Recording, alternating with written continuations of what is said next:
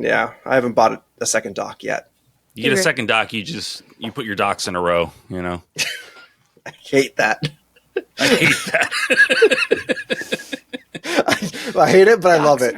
I don't blame you. I hate it too. I hate that I said that.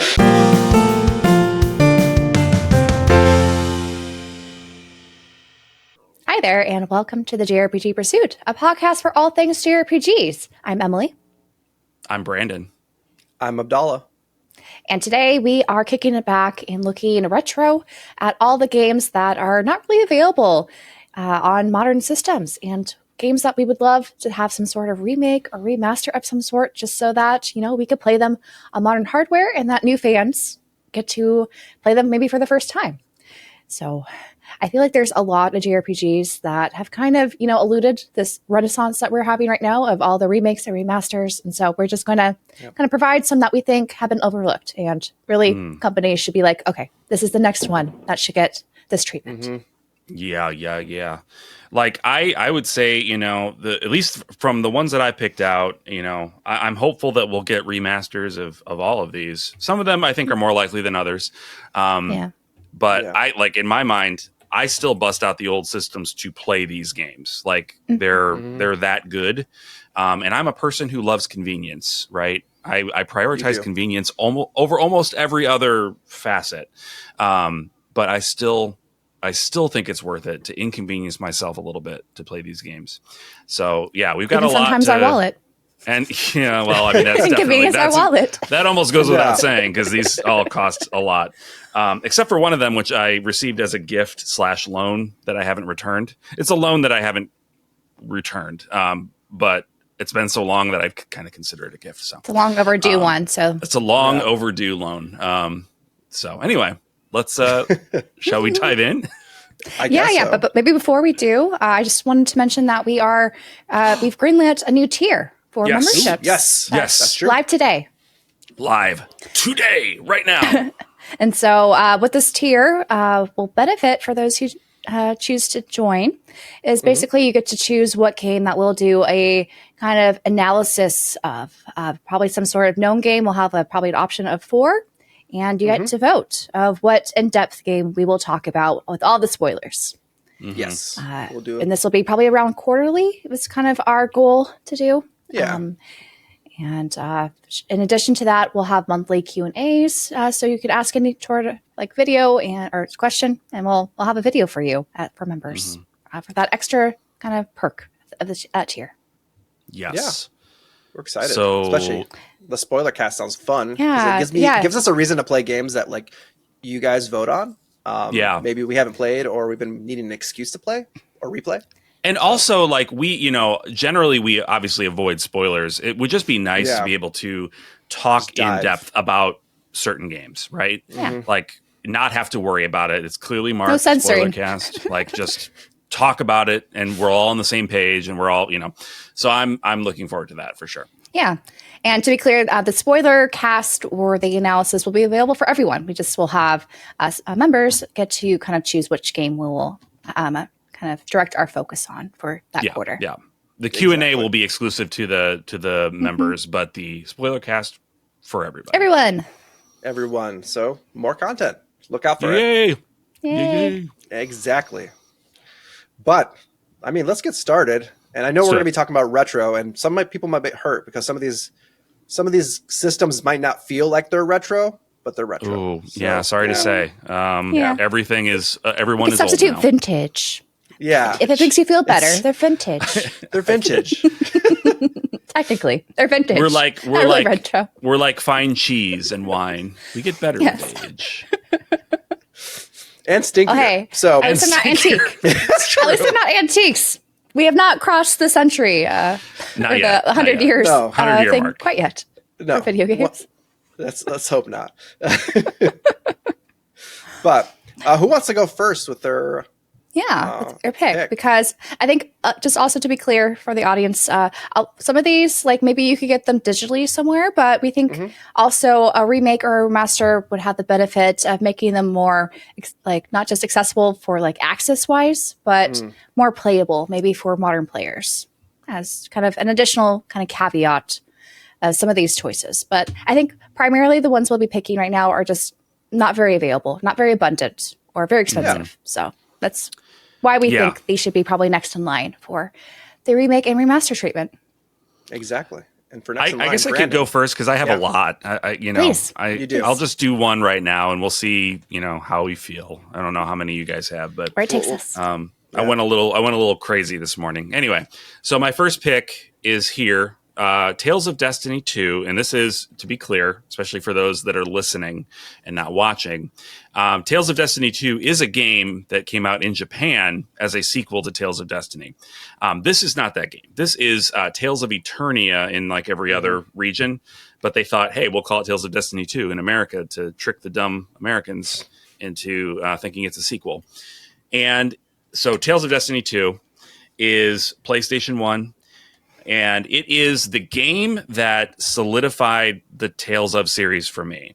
When I started playing the Tales of series, it was kind of the series that got me back into JRPGs, like to the level that I'm at now, right? Like I had kind of put games aside for quite a while. I decided, hey, you know what? I want to like collect all these Tales of games because my brother had been recommending them for a long time. I was like, I've never played any of them. So that kind of sparked my collecting and sparked all of this mess behind me. So a pretty meaningful series to me. But I will admit that Tales of Phantasia on the Super Famicom and the first Tales of Destiny on PlayStation 1 didn't really sell me the series. Like, I was like, it's okay. But like Tales of Destiny in particular, it just didn't feel very compelling to me. I wasn't really drawn in by the story. The character designs I thought were just horrific. The hair on that main character in Tales of Destiny, like one of the great atrocities of the PlayStation 1 era for sure. I know that's petty, but sometimes you just got to be petty. Yeah, so it's just going to be. They're going to. I mean, yeah. Tales of Destiny has its fans for sure, but I just did not care for it. It felt too 16-bit. I was like, what's this? Could be a Super Nintendo game. Yeah, like it didn't do anything other than having an animated intro. Like it didn't do anything like, to warrant being a 32-bit game. But Tales of Destiny 2 / Tales of Eternia, this is the game that like proved to me that this series had legs and that I would probably enjoy it. It's a combination of things. Like they moved away from like the basic 16-bit looking tile sets for all the backgrounds. Everything just looks beautifully painted. I don't know how they did the art. Maybe it is still pixel art, but it doesn't look like those basic tile, things that you would see in a 16-bit game. So the backgrounds are beautiful. The characters are significantly more interesting, in my opinion. The story was so much more enjoyable and had more of the twists that you would expect to see in like a Tales game. Like, to be clear, like in my mind, the Tales of stories are never the most revolutionary. They're not going to completely blow your mind, but they have a certain cadence. And like, did you have your mind blown? I was just going to say, blow my mind. I just finished Xillia. I was like, oh. Yeah. Well, so there and it was are so some dark. exceptions. I was like, my mind was blown. Yeah, there are some exceptions. There are definitely some exceptions. Xillia is really good. Xillia is one of my favorites for a reason. But yeah, but it's still, I felt quite a bit better than Phantasia and Destiny were. And then the other thing that kind of blew me away was the amount of voice acting in Eternia. Like almost every story scene is fully voiced, and it's like that didn't happen.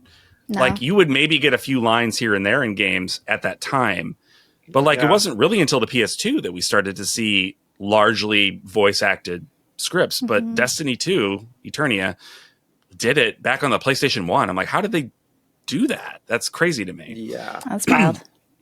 Now, to be clear, it's voice acting circa 1999. It's not like it's not great, but it's also far better than a lot of contemporary voice acting, and even into the PS2 era. It's not bad. It's a little corny, but it's fun. I'm trying to remember. Is that part of the localization, you think? Some of the corny lines? I like the localization is pretty good. Area too. But it's still 90s. It's like it's better than like This Guy Are Sick level of poor. You know what I mean? And like Significantly back then, better than that. It's like back then, like kind of like what they did with like Lunar and whatnot, is that they like kind of in-house got people who are like, hey, you want to be a voice, like, because they're just like cutting costs. So like a lot of the voice actors are not like proper voice actors. They're just like just the janitor. No, you're the main character now. Exactly. And so like that was kind of like the Wild West of the 90s voice acting. Yeah. With, like, the very few voice acting like games. Like Thousand Arms, I think, was the only other one I think that I remember. Thousand Arms had a significant amount too. Yeah, that had like a pretty good amount of voice acting, which is also very cheesy. Very even cheesier if I'm honest. Yeah, like cheesier. Because it's got that like whole like cocky like, main character who's like kind of into all the girls and there's like all those things. So it's like it's got that like one of those. Okay. Yeah, Thousand Arms is a little more like cheesy. Maybe kind of more intentionally, like it's like one of those 70s, you know, like let's let's get it on, okay. Let's get it on. This is my new headcanon. Thousand Arms, let's get it on. Let's get it on. I mean, it is like a partial dating sim, so it's a dating sim. Yeah, it was billed as the first dating sim RPG. Yeah, but I specifically didn't mention Thousand Arms because honestly, I played it. That's what he ditched. I did. Yeah, you got rid of it. You got rid of yours. That one. Yeah. Because it was worth a lot of money, and I was like, "Oh, I don't like this," so I made the choice. I made the call. You made a choice. Send it out the door. It was a choice. But yeah, Tales of Destiny 2. That's your top Tales game that needs a remaster. Yeah, I would love Destiny 2 Eternia. I'm just going to call it Eternia because to avoid confusion. Make it easy. Tales of Eternia is very worth revisiting for them.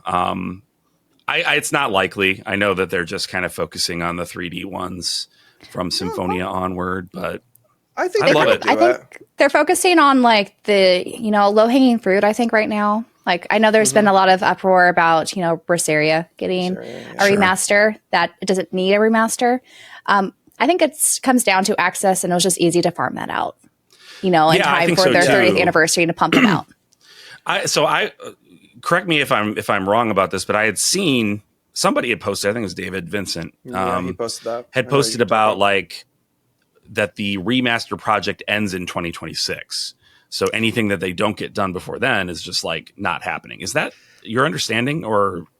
I think that was like they're pumping them out maybe before probably when the new game's coming out. That doesn't mean they're going to stop remakes or remasters. They did that for Vesperia, Symphonia before, that announcement. That's true. So, they've been working on them before. I'm not too worried.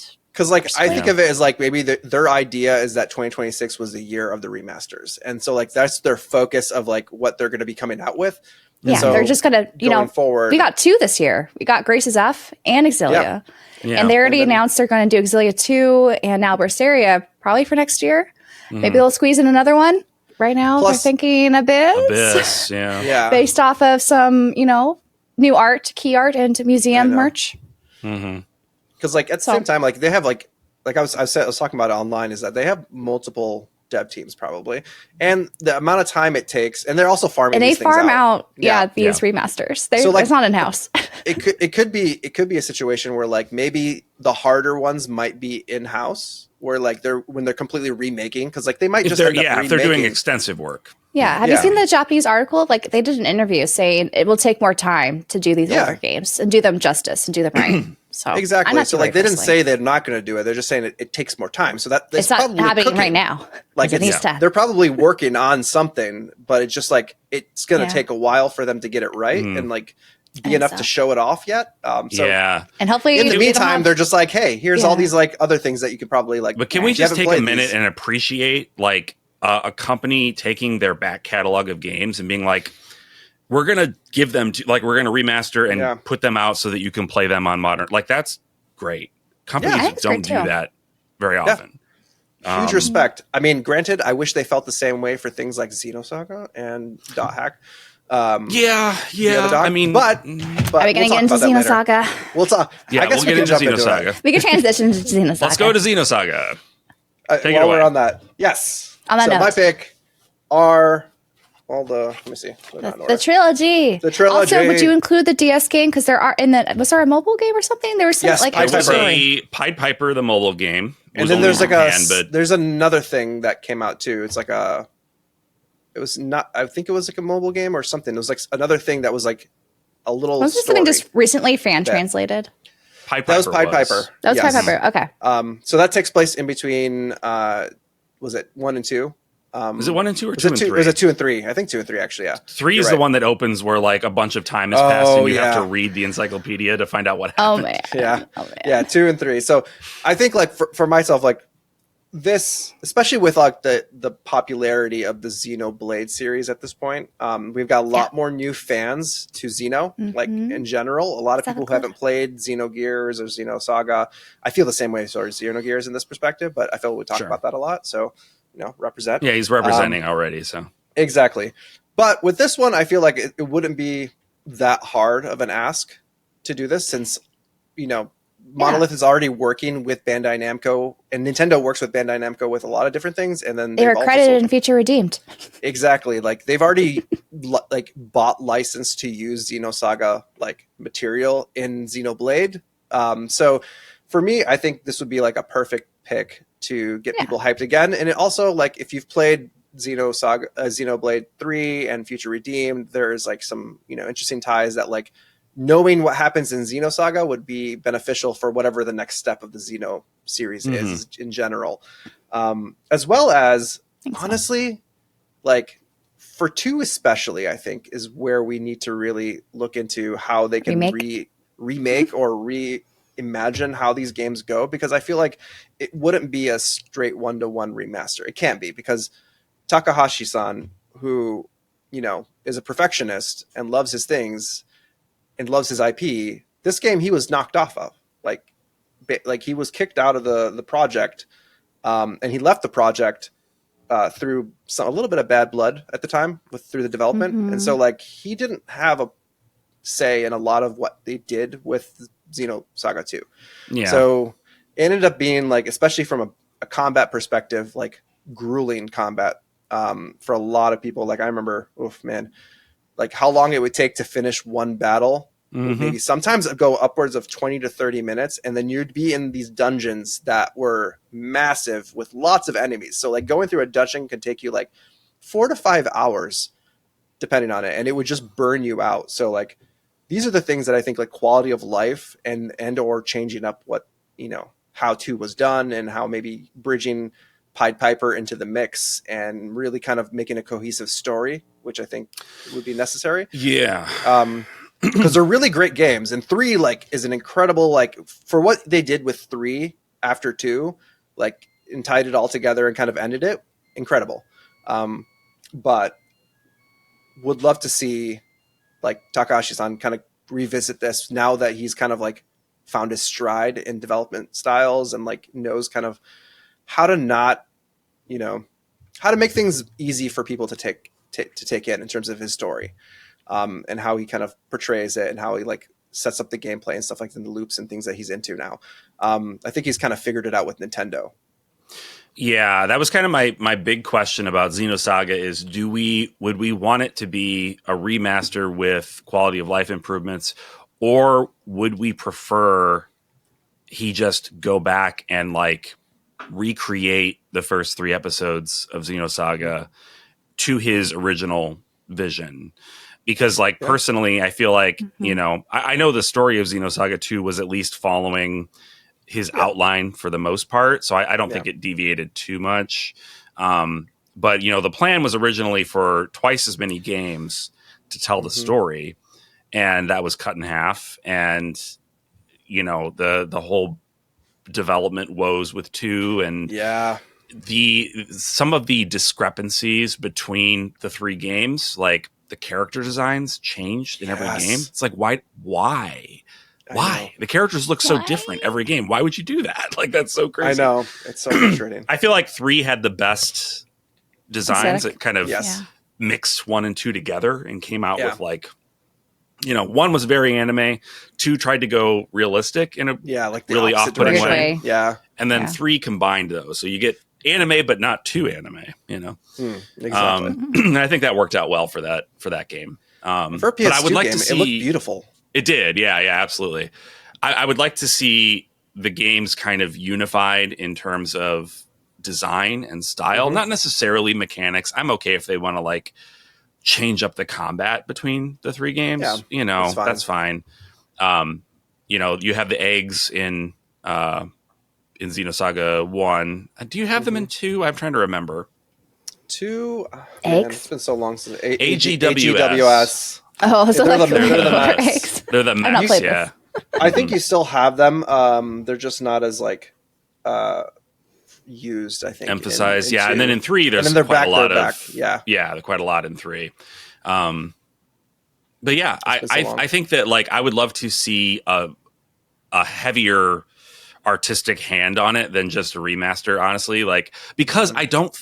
If I'm honest, I love Xenosaga. I don't think it's going to resonate as well with a modern audience without some significant changes. Changes. And I don't mind like him changing up the story a bit and like can either kind of like elaborating on certain things, condensing certain things, and kind of just like making it more cohesive and bridging it all together. Whether that needs to be 2 games rather than 3 or whatever it needs to look like. Or maybe like the 3 games, but then kind of containing his vision of what the 6 games would have been, but like within 3 episodes, because he's much better at like storytelling at this point. Like he's gotten a lot more better at just doing that. And so like he I think he could do those things, and I think he would want to. I don't think he's the kind of person that would go back to it and just do a 1-to-1 remake. He doesn't seem like that person. After like all these years, I think he'd want to reevaluate and I just wonder, structure it. Yeah. Like how much it would take away from the new Xeno project, if he were to go back and work on like extensively, like revise, the Xenosaga. Well, this stuff. the way I think you get around that is Takahashi involves himself on the story overall design side, but Bandai Namco develops, and then Monolith Soft is still free to continue with whatever their next project is. But they do have multiple teams in Monolith Soft. They do, and Monolith Soft is pretty big. They were hiring a lot recently. They've been hiring a ton, yeah. So they could develop it in-house because honestly, with Monolith Soft, like if you're building it because this is going to have to go for the Switch too only, because it's a Nintendo IP. Owned. It's like or like Monolith Soft is going to be Nintendo only, yeah. Exactly. So like you're not going to see this going to like all the systems maybe unless Nintendo makes some weird decision. And so if they're building it for the Switch, I would say Monolith Soft needs to do that because they know the Switch like in and out. Yeah. Like they are very good at developing for it, and they would make it run as good as it can get on the Switch too. But I think like Takahashi does not need to get deep in the weeds of like the development team. I think he can kind of like pass that on to someone else within Monolith Soft like a creative director. Manage it. Yeah, exactly. Like he has the outline for the story. He'll tell them like, this is how I think it needs to go. And they kind of like, act on that. Or if we're lucky, maybe his wife will come back, Xenosaga, and she can help a little bit. I'm dreaming now. This is like doll dreams because she's never going to come back. I don't think so. I think she was so burned out by. I know. It's so sad. But yeah, it would be nice if she would be able to come back and do some. I know she does like little bits of things. She does bits. She does some like art design stuff. Like art design. She's done some, Yeah, I think she's done like maybe a little light writing for like some sort of characters like in the background. I would love her in the writer's seat again. Was she not credited, you think, for stuff in 3? I could imagine her not wanting to be credited, like even if she was involved after in the it. history of people being weird to her. Yeah. She probably just like helped him on the side and did things like that. But I could see her doing or that. bounce back, ideas. Yeah. But I mean, we'll see whatever, if she ever does kind of bounce back into it. It's a different age now, but people are still mean on the internet. So people are still gross. So yeah. I don't know. Yeah. So it's kind of, or more so now, actually, if you think about it. Honestly, I think that it's been amplified. Yeah, lately, unfortunate ways. Worse. So maybe she shouldn't come back. Unfortunately, I mean, it's a not matter of online. like she doesn't the problem was she was like an early adopter of social media. Yeah, and I think that was the big mistake. Was target on her back for sure. Yeah, and it really affected her Like if she's able to just do the work Dallah, and avoid social media, I think she would be okay. But like, yeah, I understand how that's hard. Exactly. I think she would have to like do it and just never touch social media because like especially that's where the problem comes in. She took it to real heart and like it was early on and she was not like prepared for I think the onslaught of like none of us were ready for how humanity treats itself. No, it's true. It's awful. It's awful out there. It's pretty awful. So dumb. But yeah, Xenosaga. It's a no-brainer. Let's see that happen in 2026, guys. Yeah, I recently, a couple of years ago, busted out the backwards compatible PS3, and I played Xenosaga again, and I just want to, because I had played Xenogears just before it, and it's like every now and then I just want to revisit the Xeno. I just want to play it. You haven't beaten 3 yet, right? Originally, I beat it back when it came out. I haven't played it since. You haven't redone it, yeah. Haven't redone it yet, but it's been a while. Like I haven't probably replayed 3 and since it came out. Yeah. And we're just waiting for this remaster to happen. Like Bandai Namco has mentioned, like how there used to be no interest. That's why they're not doing it. But I think there's interest now. So they're probably going to changed. I think, change their mind on that. Should I transition to the next set of games? Go ahead.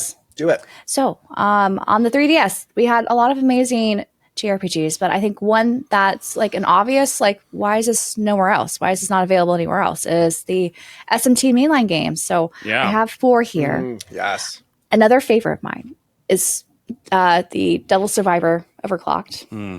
It's a sub game, but really, I like both.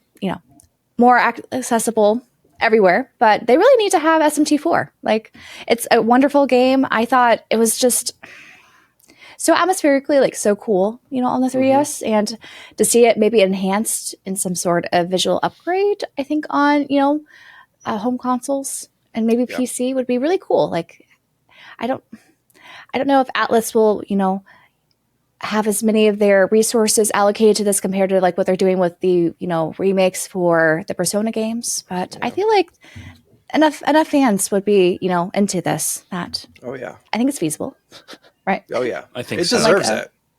From a financial standpoint, I think people will buy it, myself included. And I think it could be popular. Remind me, because I played a bit of it. It doesn't really utilize like the 3DS features in any way that are like that significant. No right? It's like the bottom screen is just like a map, right? It's a map. Okay. It's helpful to have the map there. It's helpful for sure. You get lost in that game. I mean, that's why I gave up, is because I got lost. If they did a remaster, they would have to, I think, revise how that map is done, which I think is, easier to do if it's like a bigger screen, like of the, the main. Yeah. The main game like people complain about like the markers and stuff on a map, but like, give me a marker, guys. Tell me where I'm supposed to go. Yeah, just like I like markers, like in the field, so like what direction you should be going. Turn this way, on the compass at least. Like, give me something. Yeah, please. Yeah. What's great is when you haven't touched the game in a while and you come back to it and you still have the markers. It like so that we like then in the old games. I used to just have to restart the game because I'd be like, I don't know where I'm going. I don't remember what I did. What's next? Yeah, I don't know where I'm like. I don't remember because like it doesn't give you any indication. So like it's so funny. So I'm all for that. Yeah, I think there's like a lot of clever ways you could do markers too, and of course you can always turn them off. Probably like they have the enable disable for the hardcore fans. But this just was a really cool game that dealt with morality and things like that, and it'd be cool to see that brought back. Though I think between the two, my favorite is still probably Devil Survivor, and that would be cool to have more tactical, games out there. I know they did, Persona 5 Tactica. I didn't play that, but I feel like the Devil Survivor games, rather than, sorry, did I say Devil Survivor Tactica? Persona 5 Tactica.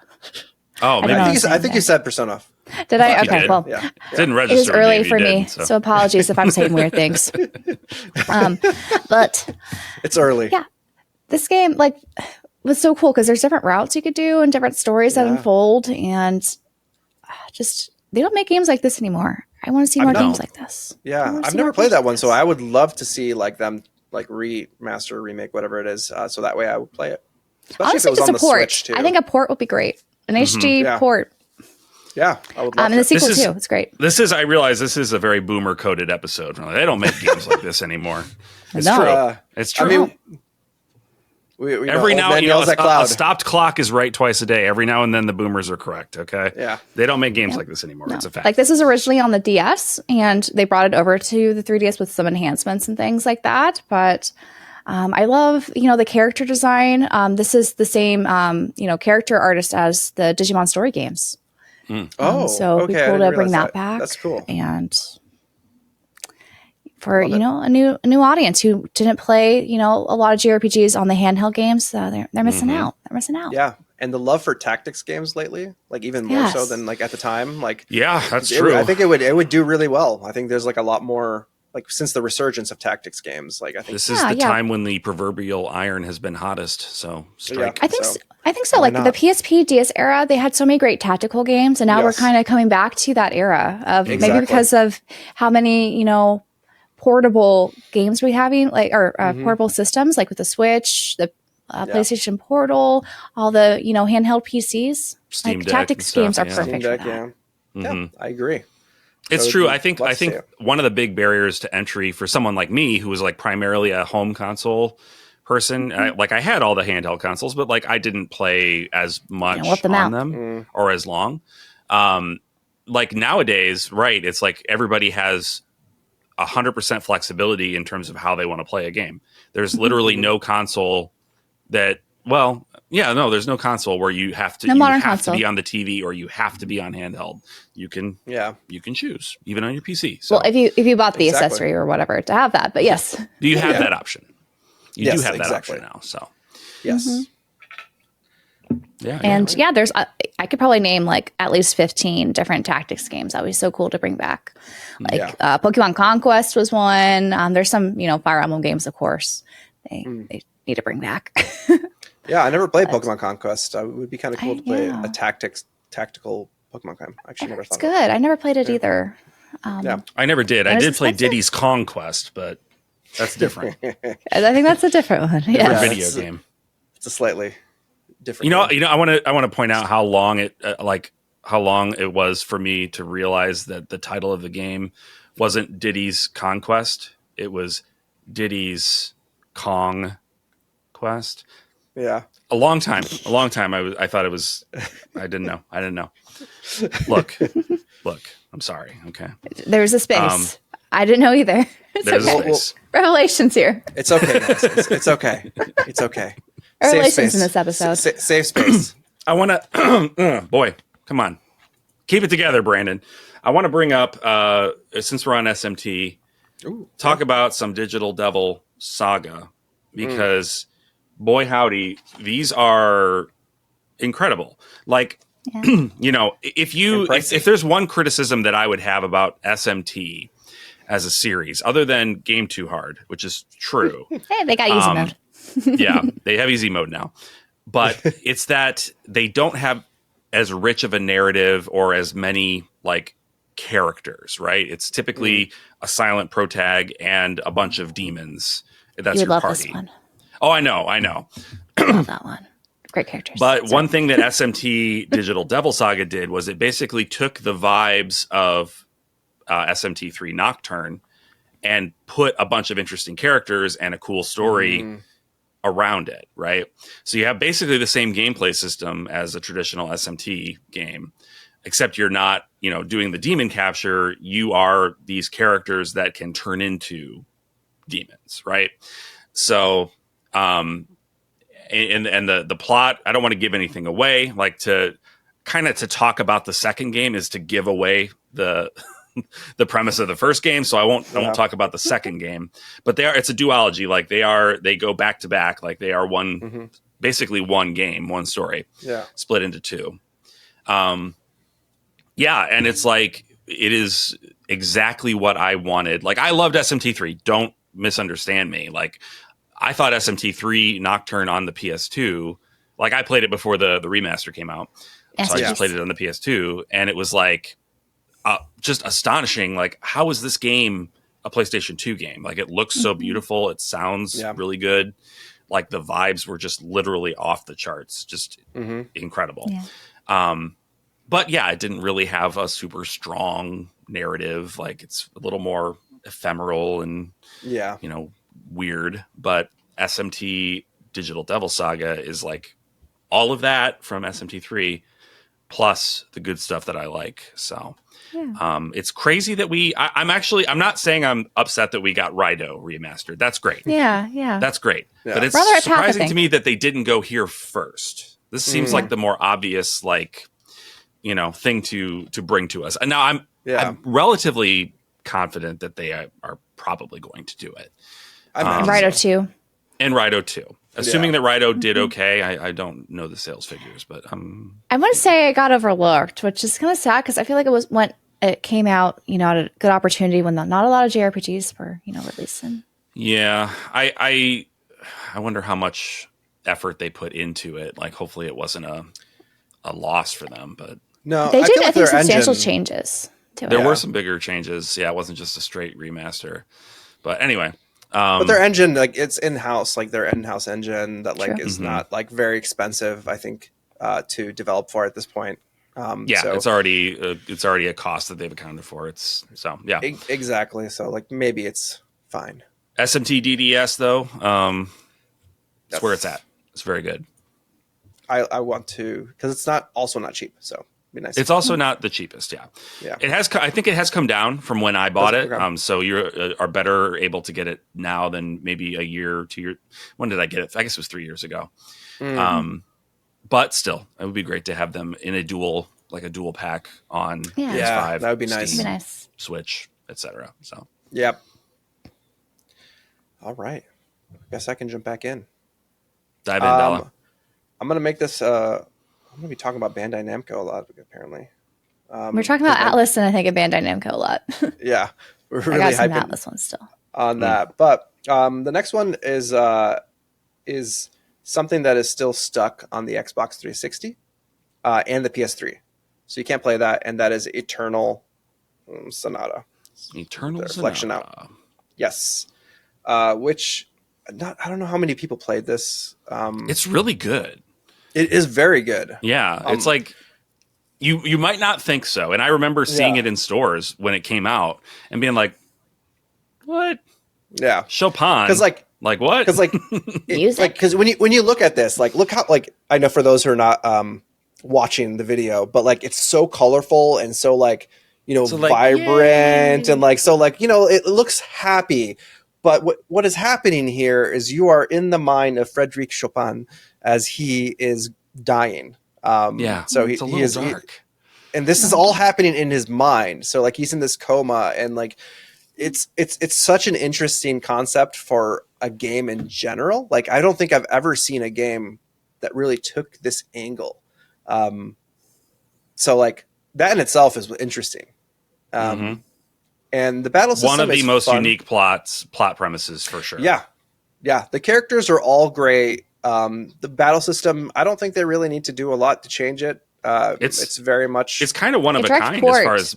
Yeah. Honestly, like it looks beautiful. It's already got that kind of classic cell shaded. Do speed up or something. That's usually what I like for ports. Just give me speed up. I'll be happy. Add a fast forward mode so you can get through the battles faster if you want to. But like, exactly. Honestly. Like this game is like, I feel like it aged really well because of the aesthetic. It's like you can really remaster that and make it look like you just add 4K assets. Like it'll just look great. If they could put in an easy mode for dummies like me, because there's some difficulty spikes. I just want to say, and I got absolutely throttled by a difficulty spike, maybe 6 or 8 hours in, and it was painful. So maybe ease up on me a little bit, guys. All right, I've got work in the morning, so thank you. I'm trying to remember. Was this only Bandai Namco? Did Trius had nothing to do with this, right? If it's not on the box, probably not. No, I don't think so. Because I was gonna say like that would be very much on brand for them to have those difficulty spikes, and the battle system is kind of like. It was Tri-Crescendo that you're thinking of. It's Tri-Crescendo. Oh, Tri-Crescendo. That's what I'm thinking. Yes. Okay. The music, right? Another yes.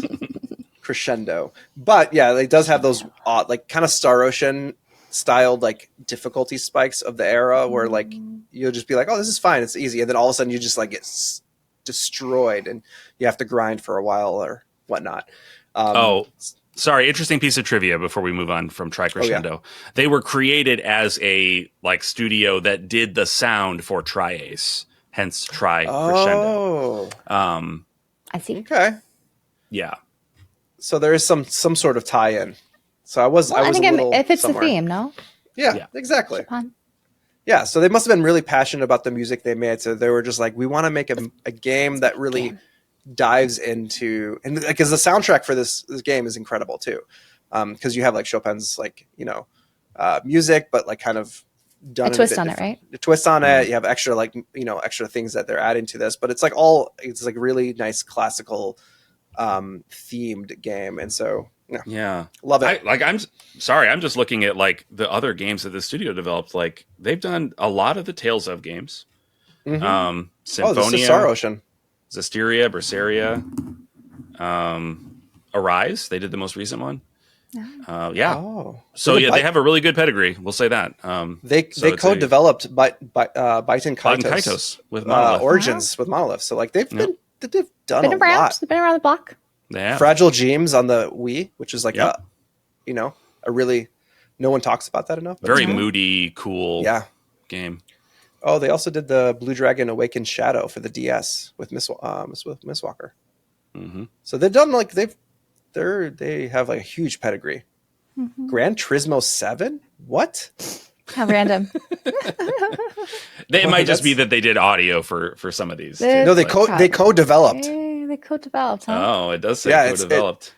That's wild. That's not a game that I would picture, but you know what? And they also did with Kirby Air Riders. So there you go. Okay. Well. Okay. Yeah, they're versatile. They but yes, Eternal Sonata. Yes. Wonderful game. Please bring it. Please bring it back, guys. Please bring it back. Let's do it. Okay. Should I do an easy one that I think it's weird? It's not. It's not available anywhere. Like all the early Pokemon games. Like why isn't it on NSO? How are we to catch them all if you don't make them available to us? Exactly. But really what I want, which I don't have here because it's expensive, is Pokemon the Heart Gold, Soul Silver DS games. Oh, yeah. Can we just support those at least? Mm-hmm. I want to play them. Silver is my favorite Pokemon game, and I haven't played Soul Silver, which is supposed to be even better. You got little Pokemons following you around. Mm-hmm. I want the Pokemon to follow me around. Yeah, I know. That was my favorite part of playing Yellow back in the day. Same. I like the little Pikachu following you. Little Pikachu follow you. I don't know why they don't bring that. I mean, granted, they probably just want to wait until they can charge us like $60 to $70 for some sort of version of it. But maybe we'll get like They don't want money right now, I remake. guess. Maybe. Yeah, Pokemon doesn't want money. Pokemon Company does not want money. Apparently. What is this? I know. But like for remakes, I think they're probably going to do Black and White first, like before they revisit Heart Gold, Soul Silver. So just port it. I'll be happy. Just port it. Yeah, I wish they would do like an port. HD 2D for those games because I think it would be like easy. That'd be nice. Because like for them, they struggle with graphics, so like that would be like a. That's true. Maybe they need to Just willing to farm out things, man. Yeah, farm out your games. Yeah, like it's Let fine. Other studios who know what they're doing. Because like I feel like Pokemon would look good. Like a shade. Yeah. I mean, I love it. I'm here for it. I speak the truth. Spitting truth. Yeah. No offense to the Pokemon fans of new, and I've tried out the new Pokemon game. It's fine. It looks okay. It's like its textures. It's fine. Yeah. Like is that what we started for? That it's fine. Yeah. I mean, like the gameplay loop is good. It's like it's what Pokemon fans like to eat up. It's great like that. Sure. But like aesthetically, like we're past like they should be doing a little bit better, and also a little bit of voice acting would be nice. But yeah, just a little bit. Agreed. Should we do another round? Yeah, one more round. One more round each, because there's so many games now. There are. I have a couple from the Super Nintendo. I'm going to give you my honorable mentions, and then I'll do my last one that I want to go in depth on. Okay. Let's do that. Lufia 2 on the Super Nintendo. I would love the Lufia series to be revived in any way. Yeah. Well, in a good way, preferably. but Lufia 2 is really like a high watermark Super Nintendo RPG. So any way that you can play that game, I agree. Get on it. It's incredible game. Illusion of Gaia is another on the Super Nintendo. It's an action kind of RPG. It's like it's maybe a little closer to like Zelda than a JRPG standard sort of experience. Yeah. You're not really getting experience points, or it's a little more pared down than that. But it is one of the weirdest. I mean, it's by Quintet. Why was I blanking? It's by Quintet as part of their whole like creation of Heaven and Earth trilogy, which are some of the weirdest games. Like the stories are so bizarre and like in a good way, right? Like just like really thought provoking and interesting. And that's the second game in that trilogy. And it's just so cool. I remember playing it as a teenager even and being like, what is happening? This is so weird. It blew my mind as a kid. I was like, what? And then the ending, like the crazy ending, it was the first time I'd seen that kind of ending. If you know, you know. Very, very cool. Other honorable mention, we've talked about it a lot on this program. So you know about Radiant Historia, Perfect Chronology. 3DS, it is locked on the 3DS forever right now. And I would love to see, there's like no real reason that it needs to be on the 3DS. Again, it's not a game that super takes advantage of the fact that it's got two screens or whatever, so definitely could be brought to modern platforms, and it would really benefit from having a larger audience today. So those are my honorable mentions. They definitely are worth playing however you can. Would love to see them get some attention. This one is my final pick. Is I think it's likely to happen. It's likely to get a remaster, and it's going through its own renaissance right now. So, Final Fantasy 13. Let's bring it back. Let's give it another shot. Let's give we can get 2 and Lightning Returns in there as well. But like 13 as a game was just like every modern Final Fantasy. A new one comes out and people hate it publicly because I don't know if it's just the popular thing to do or if I don't know what it is, but and 13 definitely post 10. 13 definitely has its faults like any game. It's the main character is a little like too stoic, doesn't have enough personality in my opinion. She looks cool. She looks cool. Cool. She fights cool, but she does fight cool. It's kind of that like she kind of takes more after Squall than like Zidane. You know what I mean? Yes. She leans way more on the Squall side of the spectrum than the Zidane side of the spectrum. We'll put it that way. And like a lot of the backstory is just kind of locked away in the encyclopedia. So if you want to fully understand what's going on, you have to do a lot of reading. Yeah. That's not the first 25 hours. It's like a hallway simulator. The first, until you get to Grand Pulse, it is like you're going in one direction, and a lot of people didn't like that. Even though 10 was exactly the same, and people didn't seem to have as much of a problem with it. It was just so straight, I think. That's why. I think it was very so linear. Like literally linear. It was literally a hallway, I think, to the point at certain points in 13, being more of a sci-fi, you were like, going through those sorts of like high-tech looking hallways. But like practically 10 was the exact same thing. People just I didn't finish 10 too, so maybe it's very linear. I mean, that might not be for you, but for me. Didn't finish 13. I didn't re-rent it at the library. Didn't finish 10. But I think that people are a little more, I don't know, chill about that nowadays than they were at the time. Now. Yeah. Sure. And the battle system is great. The music is great. Hamauzu, man. There's a reason they put him kind of more or less in charge of the 7 remake soundtrack because he's just a genius, mad genius. Incredible.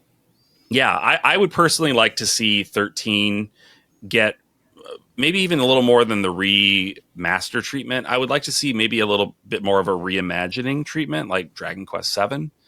That I think Dragon Quest VII Reimagined proves that Square Enix is at least open to revisiting some of their games that maybe received disproportionately large amounts of criticism and doing something about that. 7 was, I think, criticized for looking like garbage and also being 1,000 hours long, maybe a little too wordy, a little too bloated. Didn't get to the point. Yeah. And so they have pared it down and made it look beautiful, and here it comes, right? I think 13 could benefit from that sort of reimagining. Yeah, not quite reimagining like Final Fantasy VII, I would say. But yeah, not I more don't leaning think towards that probably Dragon Quest VII. Like Final Fantasy VII, the remake trilogy is, and I think a lot of people will point to that and be like, well, we don't want them to do it because we don't like the changes they made to the 7. It's like, well, the 7 remake trilogy, I'm sorry, guys, is a sequel. It's not a remake. Yeah. You have to get into the lore of 7, but it's a sequel. It's not a remake. Yeah. But we don't want that level of change. We would like maybe more of the backstory and world building integrated intelligently into the plot instead of kind of existing over here. That's my biggest thing. Yeah. I would love that. Beef up the character interactions a little bit. I think there's not enough. There was a lot of the character relationships and dialogue and stuff, I think, was another kind of weaker point in 13. So there's a lot of opportunity, and I know it would be a bigger project. So I expect that we'll get a remaster trilogy of 13, and that's fine. I still think that's better than nothing, but I would love a full reimagining if they're willing to go that direction with it. But 13 is great, and it's obviously it's not going to be everybody's cup of tea, but I think it's definitely worth revisiting, and I'm assuming we will get to probably pretty soon. And for those who have, let's say, if you're the rare people who have an Xbox Series X, you could technically play Final Fantasy 13 in 4K. So the whole trilogy, they have that with 4K textures. It was part of the Xbox backwards compatible thingy that they did. So they upscaled it and everything like that. So there are ways, but you have to be tied into Xbox, which is not many people. Yeah, not the biggest JRPG platform. Yeah, not a lot of us. Yeah. That's my final pick. 13. Sweet. Dallah, do you have a couple you want to mention before your last game? Yes. So I have some honorable mentions, and one of them, the first one I'm going to talk about is Terranigma, because I know Branden brought up we call it Illusions of Gaia, and we're talking about that. And so Terranigma, I feel like we just need a whole collection, please. At this point, Soul Blazer, Illusion of Gaia, Soul Blazer, Terranigma. Yes, would love to see that. Whether if it was just a straight really good port that is upscale, just really well done, or if they wanted to take the route of remaking those 3 games in whatever fashion I think they would want to remake it. I don't know exactly Yeah, it's I don't know how we feel about ActRaiser Renaissance, but at least they remade ActRaiser. They did that. So I hope they would take what they learned from that and do better with Terranigma and whatnot. I consider ActRaiser to be an unofficial part of the Creation of Heaven and Earth trilogy. It came out just before Soul Blazer. There's a lot of connections between Soul Blazer and ActRaiser, so it's weird to me that it's not considered part of that series. And it's got some of the similar theming, how they tackle certain things in that series as well. Yeah. I mean, you are God in ActRaiser, whereas in the other games you just serve God. So, 100%. So there's something there, so we can see that. But so Terranigma, I think, is a great game. Another one I would love to see is Suikoden 3. Yes. I don't think 1 and 2. Yes, HDTV. we have 1 and 2. Yeah, we have the HD remasters for 1 and 2. This is a no-brainer, but I would love them to kind of look at this game.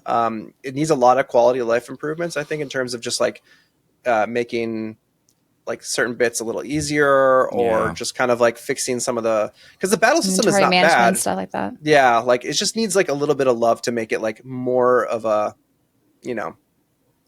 less of a slog to get through sometimes. I love Suikoden 3. I think I like it the most out of any of the Suikoden games. One of my favorites in terms of the story. it does look like it was animated by a junior high class. Yes, that was like, what I was going to get into. The character. Say more about movements. that, Dallah. Oh man, it is. I was capturing footage for like one of my more recent videos, and I was like playing through the beginning, and it was just like it has not aged well in terms of the character designs are really weird and chunky. Like they're like big, but also like they kind of remind me of like big, what are those, but also like, chibi.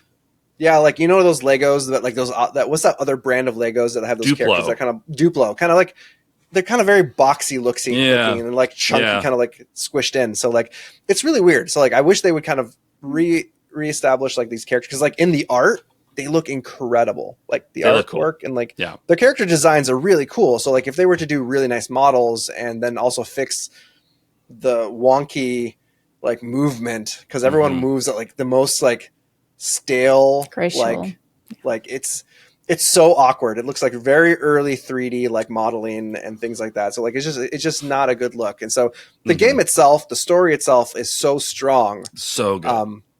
And there's like, you know, it has all the great like different kinds of battle systems that you want, the one-on-one, the more like tactical, like, you know, full-on army look, and then you have like the normal party system like you'd have in battle. So you have all that what you love out of like a Suikoden game. In the great story and a great management of like, because like you also get to choose your main character in the beginning, and so you get these like different really dynamic like looks because like you get to see like how each part of the conflict is dealing with things. So you have like the rebels, like the actual like kingdom, like knight and things like that. And so it's such a good game that deserves it. Also a duck man joins your group. I think that's great. Exactly. He's a duck man. I love he's him. a duck man, and he's my favorite. He's great. Another one is Arc the Lad. I'm not going to say too much about it, other than the fact that I think Arc the Lad needs to. It's like one of those.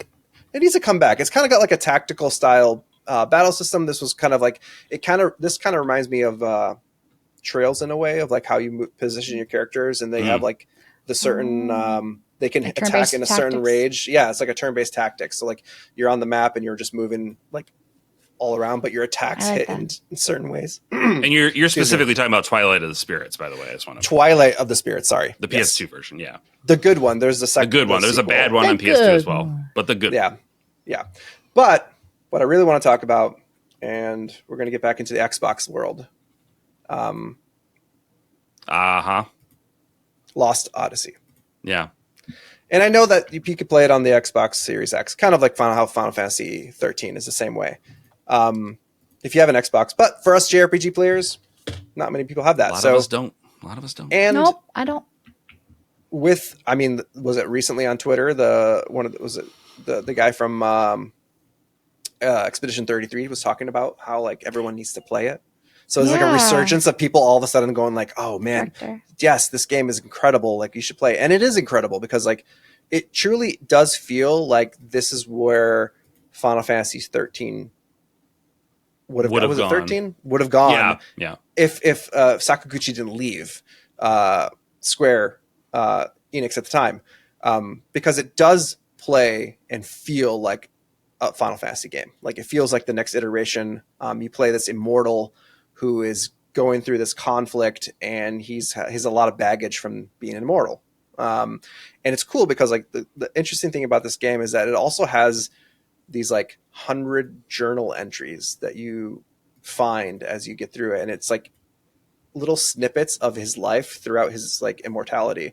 And they all kind of have this like almost philosophical, like sadness and, or like, interesting like little tale to tell. It's like little vignettes of like his life, and they're like so well written. Like there are so many moments where I'm just like I was literally like blown away by how well those little vignettes are written, and like how sad and how like interesting it was. And it really adds to the dynamic of like seeing his character in the present in the game and how he's dealing with everything, and how like it's an incredible series, like an incredible game that unfortunately, I think Sakaguchi has been very clear that he does not want to remake, but hopefully we can kind of like just, harass him enough and maybe. Yeah. At least port it to PC, please. At least put it on PC, like, guys. Yeah. At least like someone put it on the PC. Give somewhere that isn't just Xbox, for God's sake. Like yes. give people an option that Yeah, they don't have to sit buying down. That and, hardware just makes less and less sense as time goes on. And also, that was like the last hurrah of switching discs as a thing that we do. Yeah. It's like 4 DVDs, I think. Yeah. It was. Yeah, there are, 4 discs. 4 discs, Wow. man. Yeah. Yeah, I guess it's a story about how people think being immortal would be cool, but it's not great if you're the only one. No. Exactly. You lose a lot of things and lose a lot of people along the way. So it is a very interesting tale. Great characters. Yeah. Well, I guess my little lightning round will be games I want to play. I haven't played yet. I would like to play Skies of Arcadia. Sure. Remaster that. Sega, what are you doing? If I had played that would definitely have made my list of ones that I talk about, because it's crazy that you have to have a Dreamcast. Well, or a GameCube, but either way, an outdated console if you want to play those. Yeah, and they make they're not merch cheap. for it, but where is it? Where is it? Yeah. They're expensive to buy. They are. And then, It's a pricey one. And then I have it, but Miramasa Rebirth, like Vanillaware. Okay. Bring this I somewhere. don't think I ever played please. that. Yeah. It's also on the non-Rebirth ones available on the Wii, but for the Vita, it is one I should play soon probably, because I really enjoy Vanillaware games, and this seems like a fun one. For the side scroller kind of beat 'em up. I don't know how you describe these, but they're still in the RPG realm, I would say. Ish, Yeah. And then a more recent game I got was Rogue Galaxy. Level 5. They had some great ones on the PS2. I would also probably include Dark Cloud, though technically you play that on the PlayStation Network as a port, so it's accessible. I think that would be a nice, one to choose as a remaster or something. Yeah. Or They had I so wouldn't many mind interesting things in that game. anything. Exactly. You would become a full on capitalist in that game, right? Creating was it a factory? They had a factory sim where you're just developing this whole thing. It's wild. Nice. Wild. Also, because Square Enix has been working so hard on all these Dragon Quest, HD 2D remakes. Love to see 4 through 6. Also 8 get some sort of treatment, 8. some love. Because I hear 8 is one of the universally loved Dragon Quest games. I think I don't know if they need to do much with it other than just some quality of life things. I know that it still looks there's beautiful. 3DS version, but yeah, I don't think they need to do much, and everyone would eat it up. We're all craving Dragon Quest, I think, these days. Or at least I am. The time. I agree. This is the time. Yeah. But I guess the game I wanted to talk about was Lost Dimension. I have the Vita version. Ooh. It's also on the PS3, but this is an Atlas game that was very interesting. You have a random trader that when you're trying to pick out who is the one you need to eliminate, basically, as you scale this tower to save the world. And it is a tactical game. It's a real-time tactics, which we don't get too much anymore. I guess Valkyria Chronicles is the other closest we really see for XCOM 2. Yeah, that's true. Bring back, more flavors of tactics games. I would be happy with. Yeah.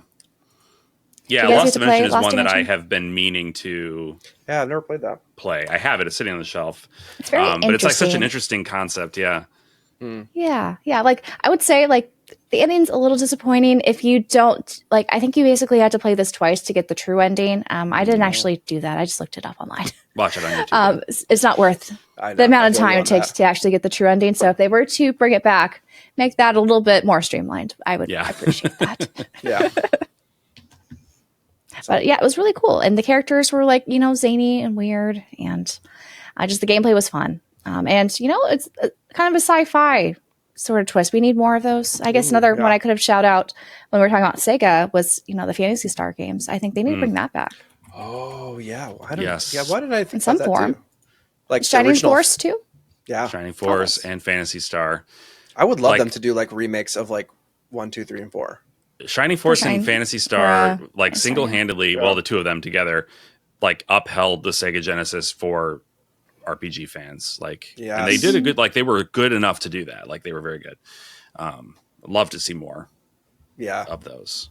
Fortunately, you can play most of them on, as part of, Sega collections and stuff. You can get Shining Force 1 and 2, and I think That's nice. Phantasy Star 1, 2, and 4. 3 doesn't get a lot of love. I think it's kind of the unwanted redheaded stepchild of the family. Yeah, the black sheep of the family.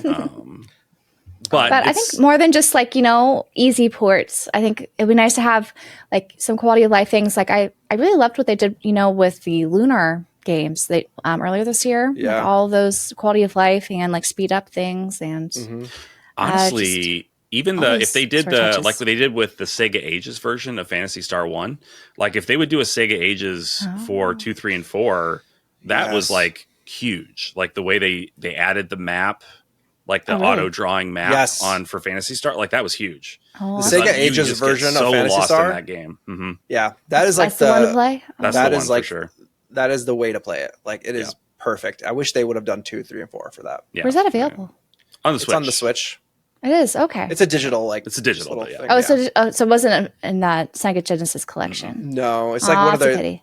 Yeah, they just kind of like it was Sega Ages. They had like a whole thing where they were bringing out like Sega games digitally on the Switch. So I recall that. I didn't realize it was to that detail that they did it. That's cool. Yeah, I actually don't know if they gave as much attention like that to the other games that they did, but it was very necessary for Phantasy Star to modernize it. Yeah, Cool, it's on sale a lot. It's like really cheap. The Sega Ages stuff. So you can get it for like a couple bucks.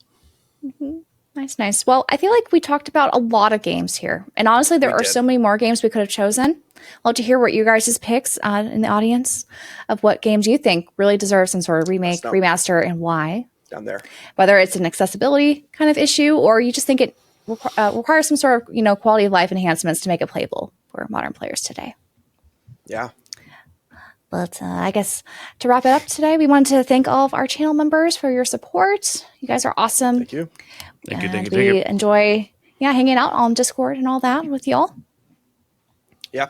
The reminder that we are adding another tier. We're not taking away the other 2 tiers. This is just supplemental, and hopefully we'll bring a lot of great content with these analysis, spoiler cast sort of additional episodes to our weekly uploads for you all.